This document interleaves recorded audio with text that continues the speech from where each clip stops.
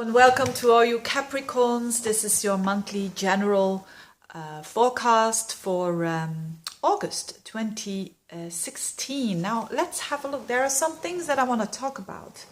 Since I've been doing these horoscopes, I always have been integrating fixed stars. And this time there is again a very important fixed star, Antares, at 9 degrees of Sagittarius, that is going to be conjunct Saturn and Mars.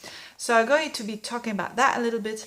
I'm also going to be talking that positive energy that's going on in your 9th house in Virgo. And last but not least, I'm going to explain something about Anticyon. And let's see how that goes. So first, the serious thing. So what's going on there in your 12th house, you Capricorns? So Mars and Saturn is back in there. Now, it has been there together as well in March, April, May. So this is not something new. But having Mars and Saturn on that fixed star Antares, which is about endings basically. I mean, on an individual level. On a collective level, it's all something else. But we're doing here individual horoscopes. So we have to be realistic. And you like that, you Capricorns. So this fixed star is about endings and new beginnings and finishing up things. Now, with Mars and Saturn, this is focused energy. This is very, very concentrated, committed, focused energy. Now, if you have that in your 12th house, of course, it's not the easiest thing.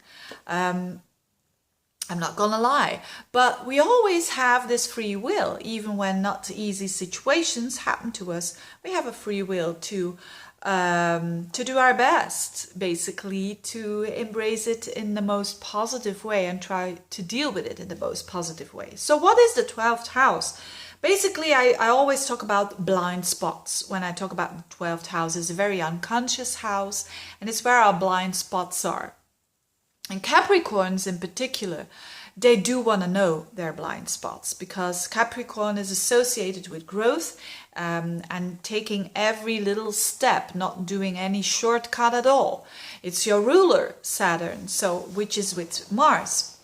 Now, having Mars and Saturn in the 12th house, at its worst, which is not going to be what you want to do, of course, but at its worst, it's undermining yourself. It's putting yourself, saying that you're not good enough, or really being depressed about yourself and all of that. It's really undermining yourself. At its best, it's actually understanding yourself in a better way, understanding where you're coming from, and listening to others as well, what others are saying to you, because quite often we don't like that, what others are saying to you, and especially the ones that you trust can have a message for you during this Mars Saturn in your particularly now in August in your 12th house, and especially when they meet up.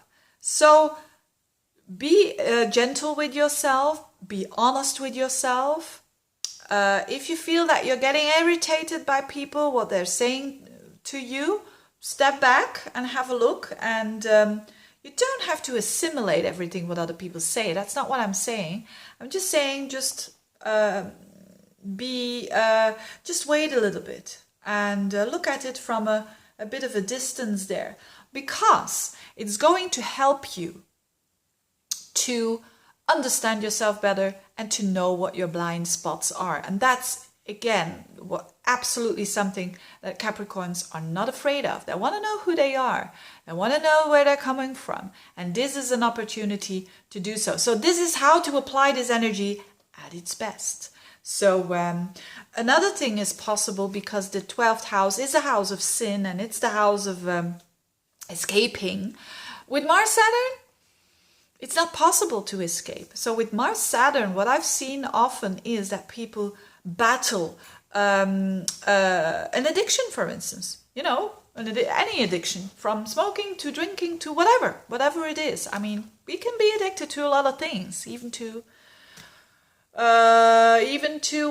sex, even to computers, internet, whatever it is for you. There is a chance here of getting over that by mastering, focusing your energy on battling that by step, by perseverance, by not taking a shortcut.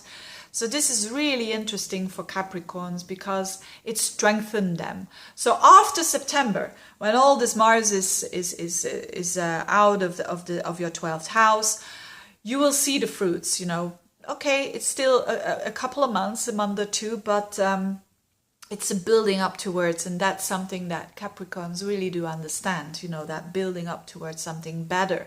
So this is a lot behind the scenes. This is a lot, or another thing could be Mars and Saturn there in your 12th, is that you're doing something behind the scenes that demands a lot of effort and demands a lot of focus and commitment. So maybe you are writing a book behind the scenes and you are investing all your energy there. It's making you a bit restless and it's making you a bit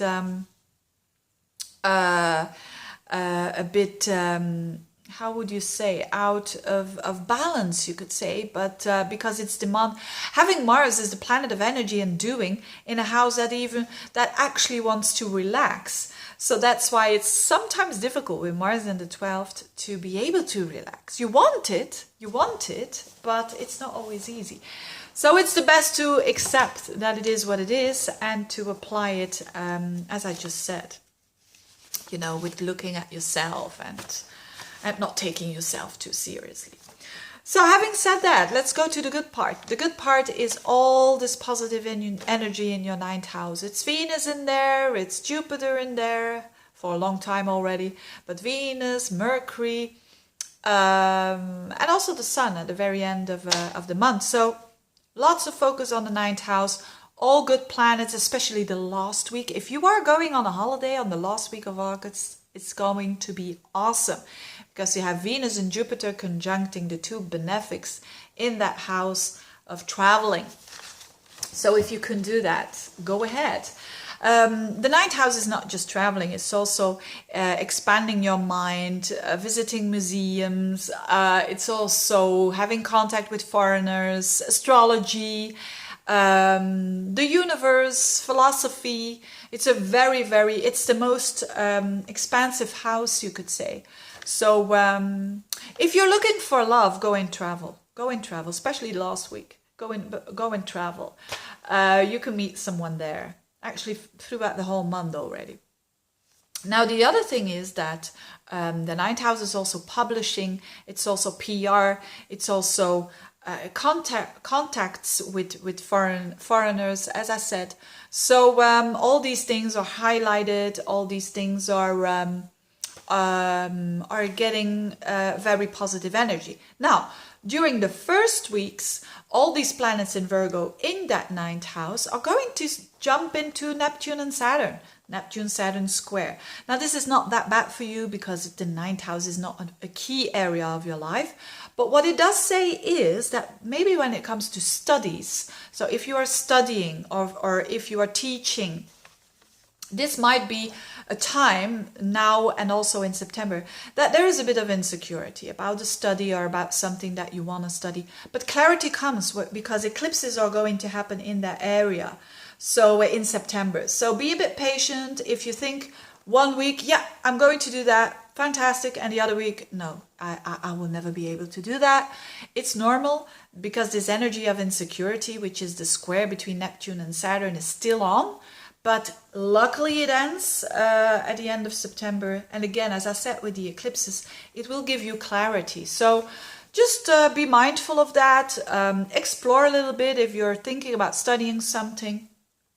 Just don't don't decide too fast. And it's normal to have that faith, but also doing the hard work when it comes to studying. So, last but not least, I want to say something about Anticyon. And what is that? Anticyon are always two signs that have a lot of similarities underneath the surface. And that is happening now at the moment with Virgo and Aries. So all those planets in Aries that are, in Virgo that are entering your 9th house, they make in secret, you could say, a connection with Uranus in your 4th house. Now, what is this all about, this Antition? I don't want to explain it too much, but Antition is basically the following. If you have, for instance, so you've got 30 degrees in one sign. If you've got a planet, let's say Venus, that is passing through Virgo on 1 degree, then it has its Antition on 30 degrees minus 1 degree, which is 29, on 29 degrees of Aries. So, and that's why they are going to get in contact with Uranus. So Uranus is now approximately around 23 degrees. So when planets will be at Virgo around 7 degrees, they're going to meet up in secret, you could say. What does this all mean? It means that Uranus is integrated with this energy of expansive 9th house things, like expanding your mind, studying, getting connected with other people, traveling, everything that expands the mind will also have that touch of Uranus, which is excitement, newness, freshness, and in your 4th house. So very weirdly, whilst you travel, whilst you're connecting with people from abroad, whilst you're studying, you're feeling more connected with yourself. That's basically it, in a very funny way.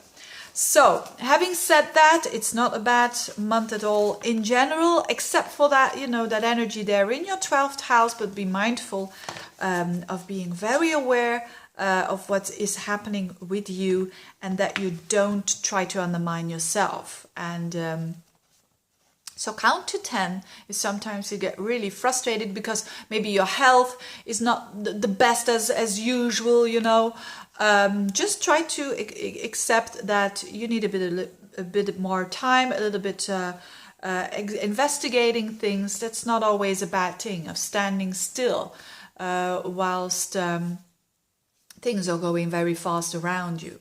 Having said that, I wish you all the best. Thank you for watching and see you next month. Bye-bye.